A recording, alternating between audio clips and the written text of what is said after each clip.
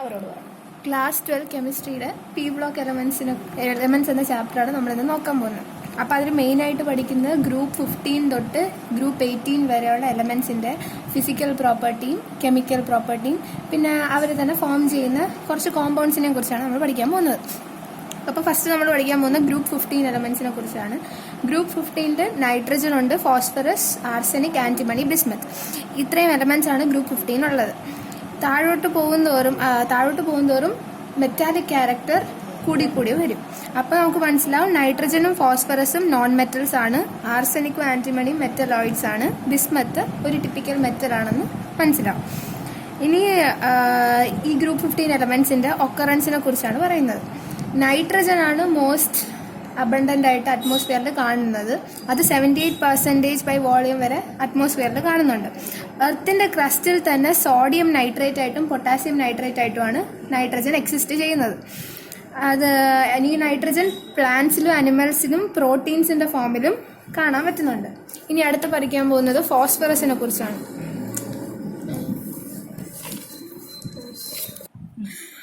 Phosphorus എന്ന് പറയുന്നത് mainly phosphate റോക്കിൽ നിന്നാണ് ഫോസ്ഫറസ് കിട്ടുന്നത്. ഫോസ്ഫറസ് എന്ന് പറയുന്നത് പ്ലാന്റ്സിൻ്റെ അനിമൽ മാറ്ററിൽ വളരെ എസെൻഷ്യൽ ആയിട്ടുള്ള ഒരു സാധനമാണ് ഈ ഫോസ്ഫറസ് എന്ന് പറയുന്നത്. അത് നമ്മുടെ ബോൺസിലും അതേപോലെ തന്നെ ലിവിങ് സെല്ലിലും ഒക്കെ ഈ ഫോസ്ഫറസ് കാണാൻ സാധിക്കുന്നുണ്ട്. ഇനി ഫോസ്ഫോ പ്രോട്ടീൻസ് നമുക്ക് മിൽക്കിലും എഗ്ഗിലും ഒക്കെ കിട്ടും. ആർസെനിക്, ആൻറ്റിമണി, ബിസ്മത്ത് എന്ന് പറയുന്നത് മെയിൻലി സൾഫൈഡ് മിനറൽസ് ആയിട്ടാണ് കാണുന്നത്. ഓക്കെ, ഇനി നമ്മൾ ഈ ഗ്രൂപ്പ് 15 എലമെൻറ്റ്സിൻ്റെ ഇലക്ട്രോണിക് കോൺഫിഗറേഷനെ കുറിച്ചാണ് പറയുന്നത്. ഗ്രൂപ്പ് 15 എലമെൻറ്റ്സിൻ്റെ ഇലക്ട്രോണിക് കോൺഫിഗറേഷൻ എന്ന് പറയുന്നത് NS2 NP3 ആണ്. ഇവിടെ S ഓർബിറ്റൽ എന്ന് പറയുന്നത് കംപ്ലീറ്റ്ലി ഫിൽഡും P ഓർബിറ്റൽ എന്ന് പറയുന്നത് ഹാഫ് ഫിൽഡും ആയതുകൊണ്ട് ഇവരെന്ന് പറയുന്നത് എക്സ്ട്രാ സ്റ്റേബിൾ ആയിരിക്കും. അറ്റോമിക് ആൻഡ് അയോണിക് റേഡിയനെ കുറിച്ചാണ് അടുത്ത് പറയാൻ പോകുന്നത്. അടുത്ത് പറയുന്നത് അറ്റോമിക് ആൻഡ് അയോണിക് റേഡിയനെ കുറിച്ചാണ്. ഒരു ഗ്രൂപ്പിൻ്റെ താഴോട്ട് പോകുന്തോറും atomic and ionic radii increase ചെയ്തുകൊണ്ടിരിക്കും. അതായത് സൈസ് ഇൻക്രീസ് ചെയ്യുന്നതിനനുസരിച്ച് അറ്റോമിക് ആൻഡ് അയോണിക് റേഡിയ കൂടിക്കൊണ്ടിരിക്കും. അതേപോലെ തന്നെ നൈട്രജനിൽ നിന്ന് ഫോസ്ഫറസിലോട്ട് പോകുമ്പോഴത്തേക്കും അവിടെ ഒരു കൺസിഡറബിൾ ഇൻക്രീസ് ഇൻ അറ്റോമിക് റേഡിയയാണ് ഉള്ളത്. അതേപോലെ ആർസെനിക്കിൽ നിന്ന് ബിസ്മത്തിലോട്ട് പോകുമ്പോൾ ഒരു സ്മോൾ ഇൻക്രീസ് ഇൻ കോവാലന്റ് റേഡിയയാണ് കാണുന്നത്. അതിൻ്റെ റീസൺ എന്ന് പറയുന്നത് completely filled d or f orbitals, heavier മെറ്റൽസിലുള്ള completely filled d or f orbitals ഉള്ളതുകൊണ്ടാണ്. അപ്പോൾ അറ്റോമിക് ആൻഡ് അയോണിക് റേഡിയനെ കുറിച്ച് ഒന്നും കൂടി പറയാം. നമ്മൾ ഒരു ഗ്രൂപ്പിൻ്റെ താഴോട്ട് പോകുന്തോറും അറ്റോമിക് ആൻഡ് അയോണിക് റേഡിയായി സൈസ് കൂടുന്നതിനനുസരിച്ച് ഇൻക്രീസ് ചെയ്തുകൊണ്ടിരിക്കും.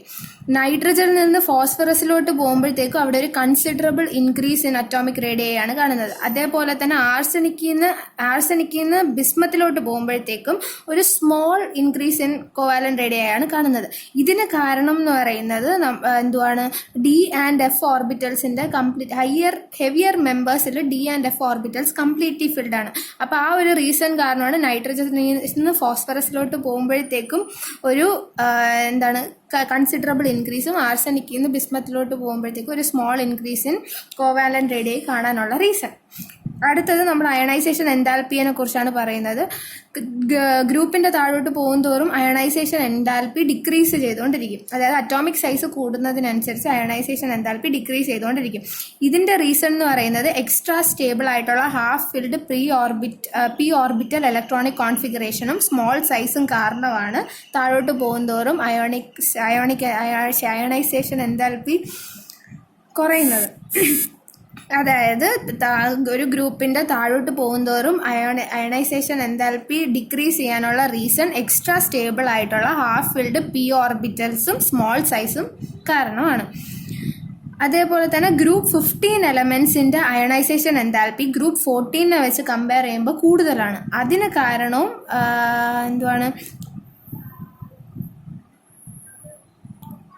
അയണൈസേഷൻ എൻതാൽപ്പിയെ കുറിച്ച് ഒന്നും കൂടെ പറയാം. അതായത് ഗ്രൂപ്പിൻ്റെ താഴോട്ട് പോകും തോറും അയണൈസേഷൻ എൻതാൽപ്പി ഡിക്രീസ് ചെയ്തുകൊണ്ടിരിക്കും. ഈ ഡിക്രീസിന് കാരണം അതായത് അറ്റോമിക് സൈസ് കൂടുന്നതിനനുസരിച്ച് അയണൈസേഷൻ എൻതാൽപ്പി ഡിക്രീസ് ചെയ്തുകൊണ്ടിരിക്കും. ഇങ്ങനെ ഗ്രൂപ്പിൻ്റെ താഴോട്ട് പോകും തോറും അയണൈസേഷൻ എൻതാൽപ്പി ഡിക്രീസ് ചെയ്യാനുള്ള reason extra stable half filled p ഓർബിറ്റൽസും സ്മോൾ സൈസും ഉള്ളതുകൊണ്ടാണ് ഗ്രൂപ്പിൻ്റെ താഴോട്ട് പോകും തോറും അയണൈസേഷൻ എൻതാൽപ്പി ഡിക്രീസ് ചെയ്തുകൊണ്ടിരിക്കുന്നത്. അതേപോലെ തന്നെ ഗ്രൂപ്പ് 15 ഗ്രൂപ്പ് 14നെക്കാട്ടിലും ഗ്രേറ്റർ അയണൈസേഷൻ എൻതാൽപ്പിയാണ് ഉള്ളത്. അതിന് റീസണും ഇതേപോലെ തന്നെ എക്സ്ട്രാ സ്റ്റേബിൾ ആയിട്ടുള്ള ഹാഫ് ഫിൽഡ് പി ഓർബിറ്റൽസ് ഉള്ളത് കൊണ്ടാണ്. ഓക്കെ, ഇനി അടുത്ത് നമ്മൾ ഇലക്ട്രോ നെഗറ്റിവിറ്റിയെ കുറിച്ചാണ് പറയുന്നത്. ഇലക്ട്രോ നെഗറ്റിവിറ്റി അയണൈസേഷൻ എൻതാൽപ്പിയെ പോലെ തന്നെയാണ്. ഗ്രൂപ്പിൻ്റെ താഴോട്ട് പോകും തോറും ഇലക്ട്രോ നെഗറ്റിവിറ്റിയും കുറഞ്ഞുകൊണ്ടാണ് ഇരിക്കുന്നത്. അത് അറ്റോമിക് സൈസ് കൂടുന്തോറും ഇലക്ട്രോ നെഗറ്റിവിറ്റിയും കുറഞ്ഞുകൊണ്ടാണ് ഇരിക്കുന്നത്. അത് കഴിഞ്ഞിട്ട് നമ്മൾ പറയാൻ പോകുന്ന ഫിസിക്കൽ പ്രോപ്പർട്ടീസിനെ കുറിച്ചാണ്. എല്ലാ എലമെൻസും ഈ ഗ്രൂപ്പ്, അതായത് ഗ്രൂപ്പ് 15 എല്ലാ എലമെൻസും പോളി അറ്റോമിക് ആയിരിക്കും. നൈട്രജൻ മാത്രമാണ് ഡൈ അറ്റോമിക് ഗ്യാസ് ആയിട്ട് എക്സിസ്റ്റ് ചെയ്യുന്നത്. ബാക്കിയെല്ലാം സോളിഡ് സ്റ്റേറ്റിലാണ് എക്സിസ്റ്റ് ചെയ്യുന്നത്. നമ്മൾ നേരത്തെ പറഞ്ഞു ഗ്രൂപ്പിൻ്റെ താഴോട്ട് പോകുന്നതോറും മെറ്റാലിക് ക്യാരക്ടർ ഇൻക്രീസ് ചെയ്യുന്നത്. അതുകൊണ്ട് തന്നെ നൈട്രജനും ഫോസ്ഫറസും നോൺ മെറ്റൽസ് ആണ്. ആർസനിക് ആന്റിമണി മെറ്റലോയിഡ്സ് ആണ്. ബിസ്മത്ത് എന്ന് പറയുന്ന ഒരു മെറ്റലാണ്. ഇതിന് കാരണം എന്ന് പറയുന്നത് ഗ്രൂപ്പിൻ്റെ താഴോട്ട് പോകുന്തോറും അയണൈസേഷൻ എൻതാൽപ്പി ഡിക്രീസ് ചെയ്യുന്നത് കൊണ്ടും അറ്റോമിക് സൈസ് ഇൻക്രീസ് ചെയ്യുന്നത് കൊണ്ടുമാണ് ഇങ്ങനെ ഗ്രൂപ്പിൻ്റെ താഴോട്ട് പോകുന്തോറും മെറ്റാലിക് ക്യാരക്ടർ കൂടിക്കൊണ്ടിരിക്കുന്നത്. അതേപോലെ തന്നെ ബോയിലിംഗ് പോയിന്റ് എന്ന് പറയുന്നത് ഗ്രൂപ്പിൻ്റെ മേളിൽ നിന്ന് താഴോട്ട് പോകും തോറും ബോയിലിംഗ് പോയിന്റ് ഇൻക്രീസ് ചെയ്യും. പക്ഷെ മെൽറ്റിംഗ് പോയിന്റ് ആർസനിക് വരെ ഇൻക്രീസ് ചെയ്തിട്ട് ആർസനിക്കിൽ നിന്ന് ബിസ്മത്തിലോട്ട് പോകുമ്പോൾ ഡിക്രീസ് ആണ് ചെയ്യുന്നത്. ഓക്കെ, ഇനി നൈട്രജൻ ഒഴിച്ച് ബാക്കി എല്ലാ എലമെന്റ്സും അലോട്രോപ്പി കാണിക്കുന്നുണ്ട്. ഇനി അടുത്ത് നമ്മൾ പഠിക്കാൻ പോകുന്നത് കെമിക്കൽ പ്രോപ്പർട്ടീസിനെ കുറിച്ചാണ്. ഓക്സിഡേഷൻ സ്റ്റേറ്റും എന്തുവാണ്? ഗ്രൂപ്പ് 15 എലമെന്റ്സിന്റെ കോമൺ ഓക്സിഡേഷൻ സ്റ്റേറ്റ് എന്ന് പറയുന്നത് -3 +3 +5 ആണ്. ഇനി -3 ഓക്സിഡേഷൻ സ്റ്റേറ്റ് എക്സിബിറ്റ് ചെയ്യാനുള്ള ടെൻഡൻസി ഗ്രൂപ്പിന്റെ താഴോട്ട് പോകുന്തോറും ഡിക്രീസ് ചെയ്യും. അറ്റോമിക് സൈസും മെറ്റാലിക് ക്യാരക്ടറും കൂടുന്നതിനനുസരിച്ച് ഗ്രൂപ്പിന്റെ താഴോട്ട് പോകുന്തോറും അറ്റോമിക് സൈസും മെറ്റാലിക് ക്യാരക്ടറും കൂടുന്നതിനനുസരിച്ച് -3 ഓക്സിഡേഷൻ സ്റ്റേറ്റ് എക്സിബിറ്റ് ചെയ്യാനുള്ള ടെൻഡൻസി കുറഞ്ഞുകൊണ്ടിരിക്കും.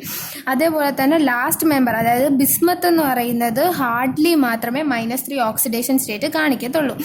അതുപോലെ തന്നെ +5 ഓക്സിഡേഷൻ സ്റ്റേറ്റ് കാണിക്കാനുള്ള ടെൻഡൻസിയും താഴോട്ട് പോകുന്തോറും ഡിക്രീസ് ചെയ്തുകൊണ്ടിരിക്കും. ഇനി ഗ്രൂപ്പിന്റെ താഴോട്ട് പോകുന്തോറും +5 ഓക്സിഡേഷൻ സ്റ്റേറ്റ് ഡിക്രീസ് ചെയ്യുകയും +3 ഓക്സിഡേഷൻ സ്റ്റേറ്റ് ഇൻക്രീസ് ചെയ്യാനും ഉള്ള കാരണം ഇനേർട്ട് പെയർ എഫക്റ്റ് ആണ്. നൈട്രജന് +1 +2 +4 ഓക്സിഡേഷൻ സ്റ്റേറ്റ് കാണിക്കാൻ പറ്റും. അവർ ഓക്സിജനായിട്ട് റിയാക്ട് ചെയ്യുമ്പോൾ അവർക്ക് +1 +2 +4 ഓക്സിഡേഷൻ സ്റ്റേറ്റ് കാണിക്കാൻ പറ്റും. ഫോസ്ഫറസിന് അതിന്റെ ഓക്സോ ആസിഡ്സുമായിട്ട് റിയാക്ട് ചെയ്യുമ്പോൾ +1 +4 ഓക്സിഡേഷൻ സ്റ്റേറ്റ് ആണ് കാണിക്കാൻ പറ്റുന്നത്. ഇനി നൈട്രജന്റെ കേസിൽ അതായത് എല്ലാ ഓക്സിഡേഷൻ സ്റ്റേറ്റും +1 തൊട്ട് +4 വരെയുള്ള നൈട്രജന്റെ എല്ലാ ഓക്സിഡേഷൻ സ്റ്റേറ്റ്, അതായത് +1 തൊട്ട് +4 വരെയുള്ള ഓക്സിഡേഷൻ സ്റ്റേറ്റ് അവരെന്ത് ചെയ്യുന്നറിയോ? ഡിസ്പ്രപ്പോർഷനേറ്റ്, അതായത് അസിഡിക് മീഡിയത്തിൽ ഇട്ട് കഴിഞ്ഞാൽ അവർ ഓക്സിഡേഷനും അതേപോലെ തന്നെ റിഡക്ഷനും ഉണ്ടാവുന്ന പ്രോഡക്ട്സ് കാണിക്കും. ഇനി അതേപോലെ തന്നെ നൈട്രജൻ എന്ന് പറയുന്നത് അവരുടെ മാക്സിമം കോവാലൻസി എന്ന് പറയുന്ന 4 ആണ്. കാരണം അവർക്ക് 4 ഓർബിറ്റൽസ് ഉണ്ട്. ബോണ്ടിങ്ങിന് വേണ്ടിയിട്ട് 4 ഓർബിറ്റൽസ് ഉള്ളത് കൊണ്ട് തന്നെ അവരുടെ മാക്സിമം കോവാലൻസി എന്ന് പറയുന്നത് 4 ആണ്. അതേപോലെ ഹെവിയർ മെറ്റൽസിനകത്ത് vacant d orbitals, outermost ഷെല്ലിൽ വേക്കൻ ഡി ഓർബിറ്റൽസ് ഉള്ളത് കൊണ്ട് തന്നെ അവരെയും ബോണ്ടിങ്ങിന് വേണ്ടിയിട്ട് ഹെൽപ്പ് ചെയ്യാറുണ്ട്. ഇനി അനോമലസ് പ്രോപ്പർട്ടീസ് ഓഫ് നൈട്രജനെ കുറിച്ചാണ് നമ്മൾ പറയാൻ പോകുന്നത്. നൈട്രജൻ എന്ന് പറയുന്നത് ബാക്കിയുള്ള മെറ്റൽസിൽ നിന്നും ഡിഫറൻസ് കാണിക്കുന്നത് അവരുടെ സ്മോൾ സൈസിലും ഹൈ ഇലക്ട്രോ നെഗറ്റിവിറ്റിയിലും ഹൈ അയണൈസേഷൻ എൻതാൽപ്പിയിലും നോൺ അവൈലബിലിറ്റി ഓഫ് ഡി ഓർബിറ്റൽസിലും ആണ്. നൈട്രജൻ ഈ 4 റീസൺ കൊണ്ടാണ് നൈട്രജൻ ബാക്കിയുള്ള മെറ്റൽസിൽ നിന്നും ഡിഫറൻസ് കാണിക്കുന്നത്. ഇനി നൈട്രജന് ഒരു യുണീക്ക് എബിലിറ്റി ഉണ്ട്. അതായത് അവർക്ക് p മൾട്ടിപ്പിൾ ബോൺസ് സ്വന്തമായിട്ടും അതേപോലെ തന്നെ വേറൊരു എലമെന്റ്സുമായിട്ടും ഫോം ചെയ്യാൻ പറ്റും. അവരുടെ സ്മോൾ സൈസും ഹൈ ഇലക്ട്രോ നെഗറ്റിവിറ്റിയും കാരണമാണ് അവർക്കിങ്ങനെ p മൾട്ടിപ്പിൾ ബോൺസ് സ്വന്തമായിട്ടും അതേപോലെ മറ്റുള്ള എലമെന്റ്സുമായിട്ട് ഫോം ചെയ്യാൻ വേണ്ടിയിട്ട് പറ്റുന്നത്. ഇനി അതേപോലെ ഹെവിയർ എലമെന്റ്സിന് പി പൈ ബോണ്ട് ഫോം ചെയ്യാൻ പറ്റത്തില്ല. അത് കാരണം എന്താണ്? അവർക്ക് ലാർജ് സൈസ് ആണുള്ളത്. സോ അവർക്ക് എഫക്റ്റീവ് ഓവർലാപ്പിംഗ് നടക്കാത്തത് കൊണ്ടാണ് ഹെവിയർ എലമെന്റ്സിന് പി പൈ ബോണ്ടിങ് നടക്കാത്തത്. അതേപോലെ നൈട്രജൻ എന്ന് പറയുന്ന ഡൈ അറ്റോമിക് മോളിക്യൂളാണ്. അവർക്ക് ട്രിപ്പിൾ ബോണ്ടുള്ള ഡൈ അറ്റോമിക് മോളിക്യൂളാണ് നൈട്രജൻ എന്ന് പറയുന്നത്. അതേപോലെ അവരുടെ ബോണ്ട് എൻതാൽപ്പി എന്ന് പറയുന്നത് ഭയങ്കര ഹൈ ആണ്. സോ അതേപോലെ ഫോസ്ഫറസിനും ആർസണിക്കിനും ആന്റിമണിക്കും സ്വയം, അതായത് രണ്ട് ഫോസ്ഫറസ് ആറ്റം തമ്മിലോ രണ്ട് ആർസണിക് ആറ്റം തമ്മിലോ രണ്ട് ആന്റിമണി ആറ്റം തമ്മിലോ ഒരു സിംഗിൾ ബോണ്ട് ഫോം ചെയ്യാൻ വേണ്ടിയിട്ട് അവർക്ക് പറ്റും. പക്ഷേ ബിസ്മത്ത് എന്ന് പറയുന്നത് ഒരു മെറ്റാലിക് ബോണ്ടാണ് ഫോം ചെയ്യുന്നത്. അതേപോലെ നൈട്രജന് അതായത് രണ്ട് നൈട്രജൻ ആറ്റം തമ്മിൽ ഒരു സിംഗിൾ ബോണ്ട് വന്നു കഴിഞ്ഞാൽ അത് ഭയങ്കര വീക്കായിരിക്കും. ഓക്കെ, അതിന് കാരണം എന്ന് പറയുന്നത് Inter electronic repulsion of non bonding electrons കാരണമാണ് ഇത് സംഭവിക്കുന്നത്. അതേപോലെ നൈട്രജൻ എന്ന് പറയുന്നത് അവർക്ക് പി പൈ ബോണ്ട് ഫോം ചെയ്യാൻ വേണ്ടിയിട്ട് പറ്റത്തില്ല. പിന്നെ ഫോസ്ഫറസും ആർസനിക്കിനും ഡി പൈ ബോണ്ട് ഫോം ചെയ്യാൻ പറ്റും. അതായത് ട്രാൻസിഷൻ മെറ്റൽസുമായിട്ടും അവരൊരു ലിഗാൻഡായിട്ട് ആക്ട് ചെയ്ത് ട്രാൻസിഷൻ മെറ്റൽസുമായിട്ട് അവർക്ക് ഡി പൈ ബോണ്ട് ഫോം ചെയ്യാൻ പറ്റും. അടുത്ത വീഡിയോയിൽ നമുക്ക് ബാക്കി കെമിക്കൽ പ്രോപ്പർട്ടീസിനെ കുറിച്ച് നോക്കാം.